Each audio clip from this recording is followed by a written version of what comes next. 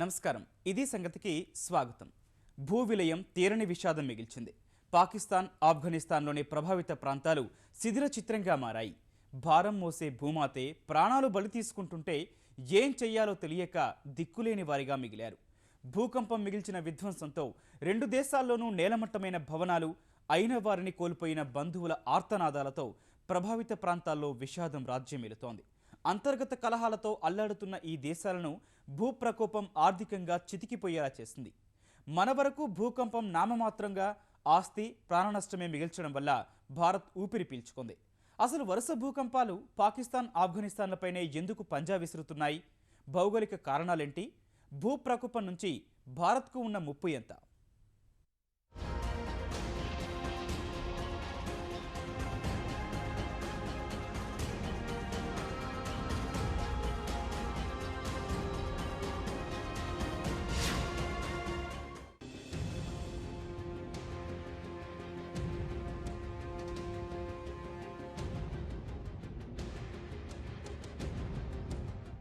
అరవై సెకన్లు. క్షణక్షణం మృత్యువు పరిచయమైంది. ఏం జరుగుతుందో తెలియలేదు. కాళ్ల కింద భూమి నిట్ట నిలువునా చీలిపోతుందన్నట్లు కళ్ల ముందు వైపరీత్యం. వందలాది మందిని పొట్టనబెట్టుకున్న భూకంపం ఇంకా పాకిస్తాన్, ఆఫ్ఘనిస్తాన్ ప్రజల కళ్ల ముందు కదలాడుతూనే ఉంది. చిన్నాభిన్నమైన సమాచార వ్యవస్థతో ప్రాణాలతో బయటపడిన వారి బాగోగులు కూడా బాహ్య ప్రపంచానికి తెలియని పరిస్థితి.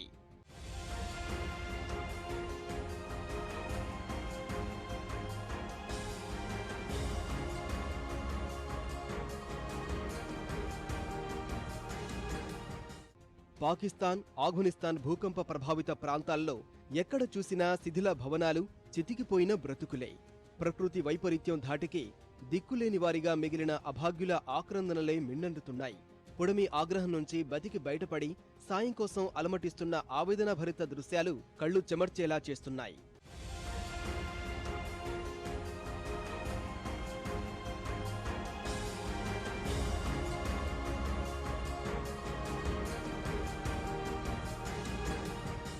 హిందూకుష్ పర్వతాల్లో సోమవారం మధ్యాహ్నం సంభవించిన భూకంపం పాక్, ఆఫ్ఘనిస్తాన్లో పెను విధ్వంసం సృష్టించింది. ప్రాథమిక సమాచారం బట్టి ఇప్పటికే 300 మందికి పైగా ప్రాణాలు కోల్పోయారని తెలుస్తోంది. మృతుల సంఖ్య అంతకంతకు పెరుగుతోంది. వేలాది మంది ఆసుపత్రుల్లో చికిత్స పొందుతుంటే మరెందరో ప్రాణాలతో కొట్టిమిట్టాడుతున్నారు.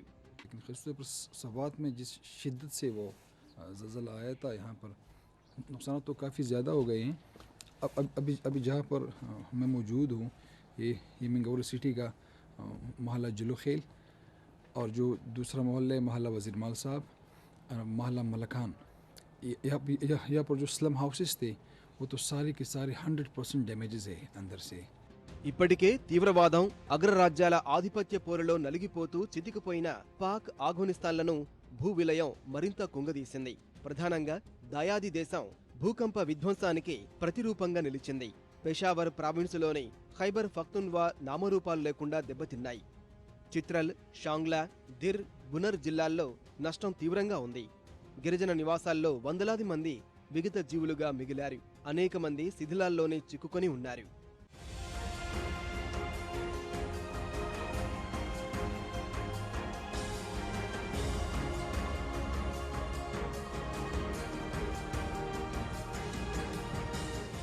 గిల్గిత్, చిత్రల్ ప్రాంతాల్లో కొండ చర్యలు విరిగిపడి నివాసాలు నేలమట్టమయ్యాయి. వందల మంది దిక్కులేని వారిగా మిగిలారు. కొండలు, గుట్టలపై నుంచి రాళ్లు పడి రహదారులు మూసుకుపోయి రవాణా వ్యవస్థ స్తంభించింది. మధ్య పాకిస్తాన్లోనూ రోడ్లు దెబ్బతిన్నాయి. ఉత్తర పాకిస్తాన్, గిరిజన ప్రాంతాల్లో మృతుల సంఖ్య పెరిగే పరిస్థితులు కనిపిస్తున్నాయి. ప్రధాన నగరాలైన ఇస్లామాబాద్, రావిల్పిండి, పెషావర్, క్వెట్టా, కరాచీ, లాహోర్లోనూ భీభత్స ప్రభావం కనిపిస్తోంది. ప్రకంపనలతో పెషావర్లో అనేక ఇళ్లు దెబ్బతిన్నాయి. ఎప్పుడేం జరుగుతుందోనని వణికించే చలిలోనూ ప్రజలు ఆరుబయటే కాలం గడిపారు. ఆఫ్ఘనిస్తాన్ కూడా భూకంపానికి వణికిపోయింది.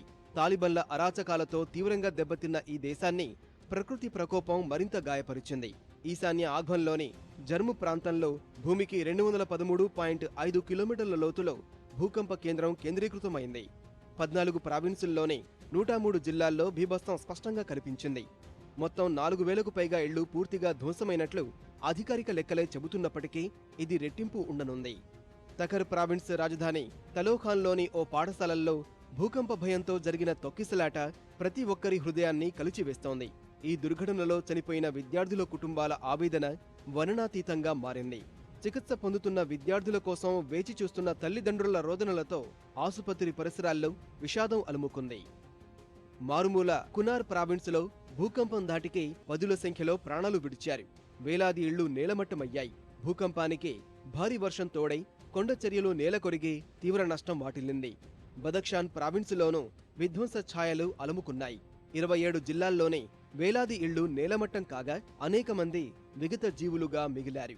నంగర్హార్ ప్రావిన్సులో మృతుల్లో అధిక శాతం చిన్నారులు ప్రాణాలు కోల్పోతే వందల మంది ఆసుపత్రి పాలయ్యారు. బగ్లాన్ ప్రావిన్సులో పాఠశాల భవనం కూలి పదుల సంఖ్యలో విద్యార్థులు గాయపడ్డారు. ټولو طبي مراکزو ته مدد ورکړی او له ټولو ډاکټر صاحبانو نه په هر ګوټ د وطن کې چې غوښتنه مې دا ده چې مریضانو ته د عاجله توجه وسي چې انشاءالله تعالی دوی زر شفا ته ورسیږي او هغه مالی خسارات چې وارد سوي دي هیله ده چې ورباندې پوه سو او وکړی سو چې خپلو وطنوالو ته مرسته وکړو. భూవిలయ విధ్వంసంతో రెండు దేశాల ప్రభుత్వాలు అత్యవసర స్థితి ప్రకటించాయి. అధికారులతో సమావేశమైన పాక్ ప్రధాని నవాజ్ షరీఫ్ అవసరమైన అన్ని చర్యలు చేపట్టాలని ఆదేశించారు. ప్రభావిత ప్రాంతాల్లో పర్యటించి పరిస్థితిని సమీక్షిస్తున్నారు. ఖైబర్ పఖ్తున్వా, కిల్గిత్, బల్టిస్తాన్ ప్రాంతాల్లో పాక్ సైన్యం సహాయక చర్యలు కొనసాగిస్తోంది. బాధితులను ఆదుకునేందుకు సైనికులు హెలికాప్టర్లు వినియోగిస్తున్నారు. రహదారి పునరుద్ధరణలో భాగంగా కరాకోరం జాతీయ రహదారిపై కొండ చర్యలను సైనిక బలగాలు తొలగిస్తున్నాయి. जहाँ भी नुकसानात हुए उनका अजाला करने की इंशाल्लाह हम भरपूर कोशिश करेंगे. मेरी दिली हमदर्दियाँ उन तमाम ख़ानदानों के साथ हैं जिन पे ये आफत आई है और मैं समझता हूँ कि उनका हक है और हमारा फ़र्ज़ है कि इस मुसीबत की घड़ी में हम उनकी मदद करें. భూకంప ప్రభావిత ప్రాంతాల్లోని ప్రజలకు ఆహార పదార్థాలను యుద్ధ ప్రాతిపదికన తరలిస్తున్నారు. పాక్ సైన్యం C-130 ఎయిర్క్రాఫ్ట్ ద్వారా చిత్రల్ ప్రాంతంలో టన్నుల కొద్దీ నిత్యావసరాలు, ఆహార పొట్లాలు పంపిణీ చేస్తున్నారు. మారుమూల ప్రాంతాలకు వైద్య బృందాలు పంపించేందుకు ఏర్పాట్లు చేశారు. గిరిజనుల కోసం టెంట్లు, రగ్గులు పంపిణీకి సిద్ధంగా ఉంచారు. భూకంపం సృష్టించిన భారీ నష్టంతో చూస్తే ప్రభుత్వం చేపడుతున్న సహాయక చర్యలు ఏ మూలకు చాలడం లేదు. ఊర్లకు ఊర్లే అంధకారంలోనే మగ్గుతున్నాయి.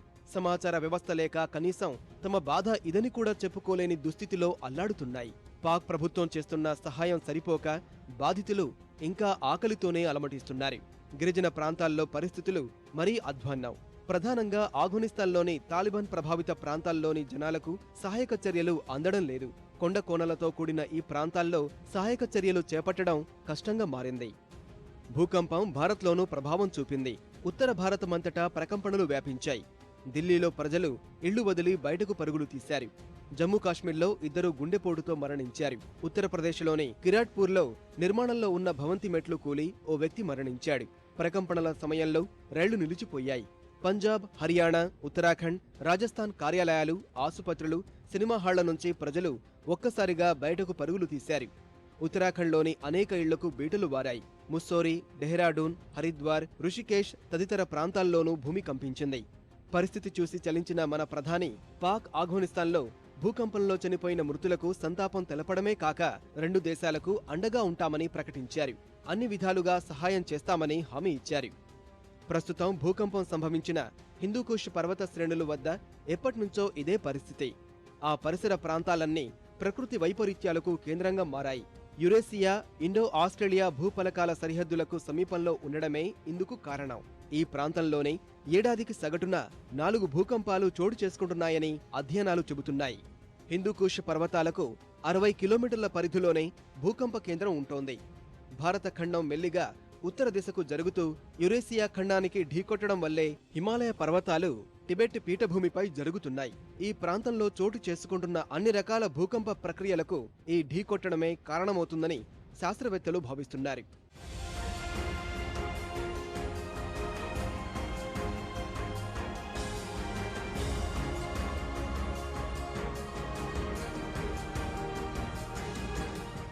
పాకిస్తాన్లో భూకంపం ఇదే తొలిసారి కాదు. ఇప్పటికే అనేక భూ విలయాలు దాయాది దేశాన్ని దెబ్బతీశాయి.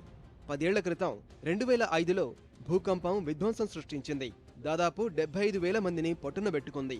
వరుస భూకంపాలతో ఆస్తి ప్రాణ నష్టాలు చవిచూస్తున్నా పాఠాలు నేర్వడం లేదు. ఈ దేశ చరిత్రలో ఇది 40వ భూకంపం. అయినా ముందస్తు చర్యలు చేపట్టడంలో ప్రభుత్వాలు వైఫల్యం చెందుతున్నాయి. 1971 నుంచి ప్రకృతి వైపరీత్యాల్లో సుమారు 85,000 మంది ప్రాణాలు కోల్పోతే లక్షల మంది ఆసుపత్రుల పాలయ్యారు. ప్రకృతి వైపరీత్యంలో ఎంతమంది చనిపోతున్నారనే విషయంపైన అధికారుల వద్ద ఖచ్చితమైన సమాచారం లభించడం లేదు. భూకంపం ప్రభావిత ప్రాంతాల్లో అందుకు తగ్గట్టుగా భవన నిర్మాణాలు జరగడం లేదు. రాతి, సిమెంటుతో కట్టిన భవనాలతో భారీగా ప్రజలు ప్రాణాలు కోల్పోతున్నారు. ఆఫ్ఘనిస్తాన్లోనూ ఇవే పరిస్థితులు. భారత్ సైతం ఈ విషయంలో ఎలాంటి పాఠాలు నేర్వడం లేదు. పాక్, ఆఫ్ఘనిస్తాన్లో ఎప్పుడూ భూకంపం సంభవించినా ఉత్తర భారతంలో ప్రకంపనలు సాధారణంగా మారాయి. ప్రకంపనలే కదా అని ప్రభుత్వాలు ఊరుకుంటున్నాయి. పూర్తి స్థాయిలో ముందస్తు జాగ్రత్తలు తీసుకోవడం లేదు.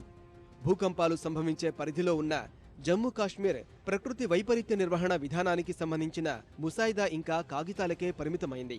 ఇప్పటికైనా మేలుకోకపోతే ఇప్పటికే వరదల రూపంలో కోలుకోలేని దెబ్బతిన్న జమ్మూ కాశ్మీర్కు భారీ నష్టం తప్పదు. ఈ విషయంలో జపాన్ను స్ఫూర్తిగా తీసుకోవాలి.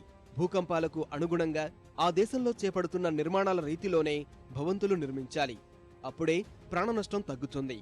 కనీసం భూకంపాలను అరికట్టలేకపోయినా ప్రాణ, ఆస్తి నష్టమైనా అరికట్టగలం. ఏళ్లుగా వర్షం కోసం ఎదురుచూపులు, చినుకు జాడ కోసం పడిగాపులు. ఇలాంటి ప్రాంతంలో ఒక్కసారిగా కుండపోత వర్షం, ఎటు చూసినా వరదమయం. మరో ప్రాంతంలో ఏళ్లుగా సస్యశ్యామలం, చుట్టూ పచ్చటి సిరులే. ఇక్కడ ఒక్కసారిగా కరువు ఛాయలు, నీటి జాడైనా కనపడదు. అప్పటి వరకు సక్రమంగా సాగిపోతున్న కాలచక్రంలో పెను మార్పులు. వర్షాలు పడాల్సినప్పుడు పడవు, అవసరం లేనప్పుడు కురిసే వానలతో అంతటా నష్టమే. ఇదంతా ఎల్ నినో పేరిట జీవావరణంతో ప్రకృతి ప్రకోపం ఆడుతున్న ఆట. 2 నుంచి 4 ఏళ్లకు ఓసారి నిద్రలేచే మహమ్మారి పసిఫిక్ మహాసముద్రంలో భూమధ్య రేఖకు ఎగువన దిగువన భిన్నమైన వాతావరణ పరిస్థితులు కల్పించి భూగోళంపై ఉపద్రవాలు సృష్టిస్తోంది. ఒకవైపు కుండపోత వర్షం కురిపిస్తూ మరోవైపు తీవ్ర దుర్భిక్షం మిగుల్చుతోంది. 20వ శతాబ్దం ఆరంభం నుంచి 26 సార్లు ప్రతాపం చూపిన ఎల్ నినో ఈ ఏడాది పంజా విసిరేందుకు సిద్ధమైంది.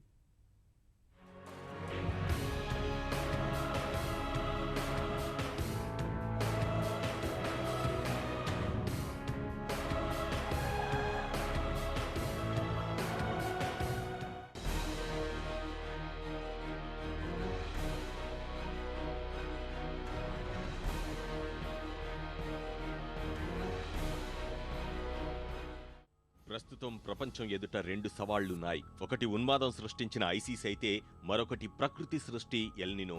మొదటి ఉపద్రవం నుంచి మనిషి తప్పించుకున్నా 4-5 ఏళ్లకొకసారి పలకరించే రెండో విపత్తు పంజా నుంచి మాత్రం మనిషి తప్పించుకోవడం అసాధ్యం. ఎక్కడో పసిఫిక్ మహాసముద్రంలో నీళ్లు వేడెక్కితే భారత్లో వర్షాలు పడవు. అమెరికాలో ఒక ప్రాంతం వరదల్లో కొట్టుకుపోతుంటే మరొక ప్రాంతం తీవ్రమైన కరువు కాటుకు గురవుతుంది. సింగపూర్లో గాలి కూడా కలుషితమవుతుంటే అర్జెంటీనా పాడి పరిశ్రమ కష్టాల్లో చిక్కుకుంటుంది. చుక్క నీటి కోసం 4 ఏళ్లుగా అలమటిస్తున్న కాలిఫోర్నియాలో కుండపోత కురుస్తుంటే వియత్నాంలో తాగునీటికి కటకటలేర్పడే పరిస్థితులు దాపురిస్తాయి. చీకటి ఖండం ఆఫ్రికాలో కోకా, కొలంబియాలో కాఫీ ఉత్పత్తి గణనీయంగా పడిపోతుంది. ఆస్ట్రేలియా కరువు కోరల్లో చిక్కి విలవిల్లాడుతుంది. ఎల్ నినో మహమ్మారి బారిన పడి ప్రపంచం ఎదుర్కొనే సమస్యలకు సంక్షిప్త పరిచయాలే ఇవి.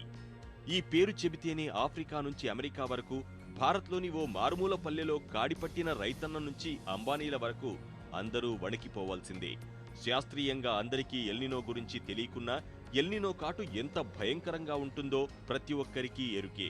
ప్రపంచానికి కొత్త కాకున్నా 100 ఏళ్లలో ఎన్నో ఎల్ నినోలు చవిచూసినా ఏమీ చేయలేని నిస్సహాయత కారణంగానే ప్రపంచ మానవాళి వణికిపోతుంది.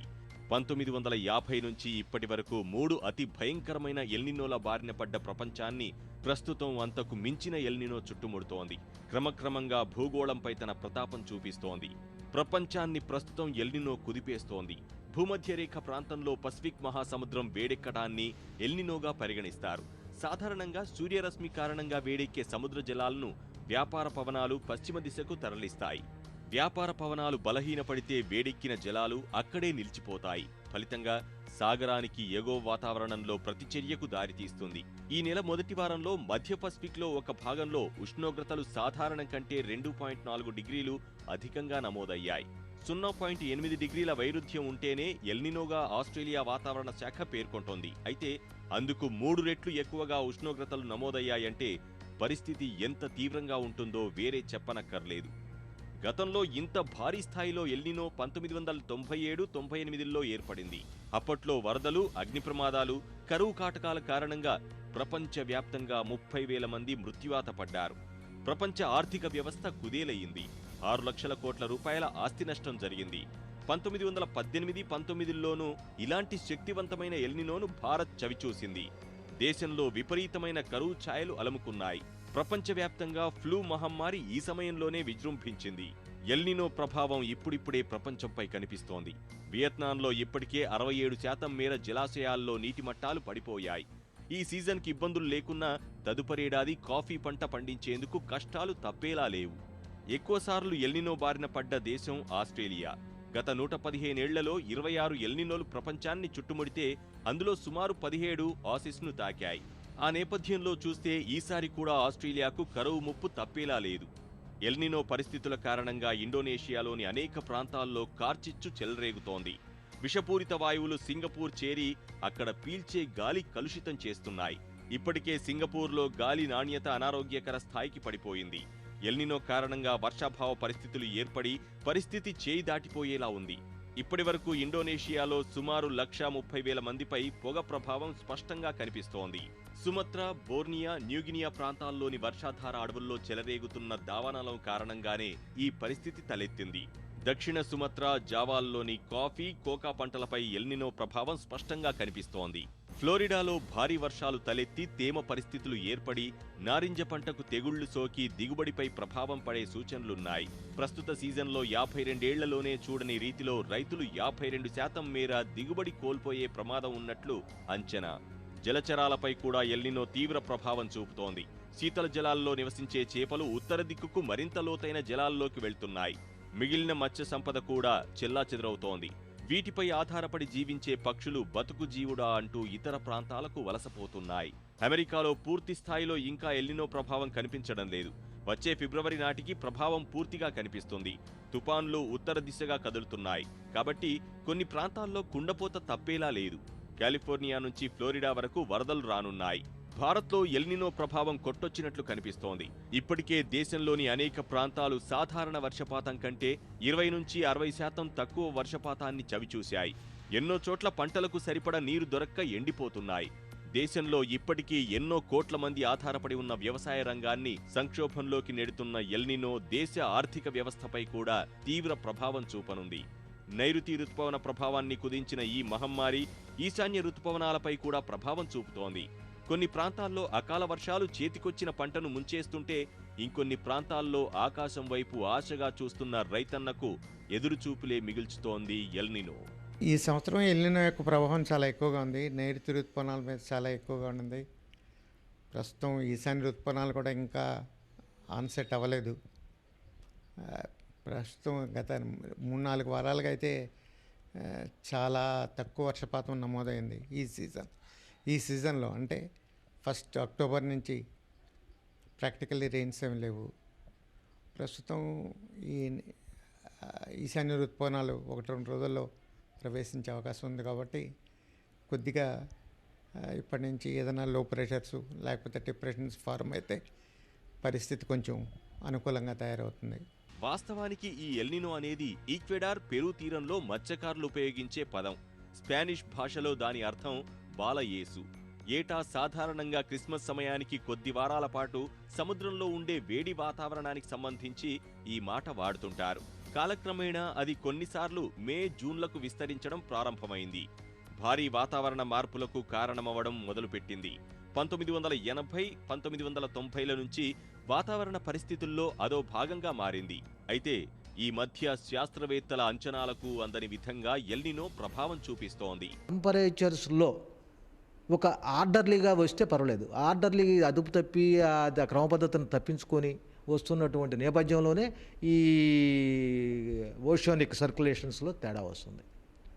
అవి ఎప్పుడైతే తేడా వచ్చిందో దాన్నే మనం ఇప్పుడు ఇక్కడను ఇది ఎల్నినో దీని కింద రూపాంతరం చెందుతుంది.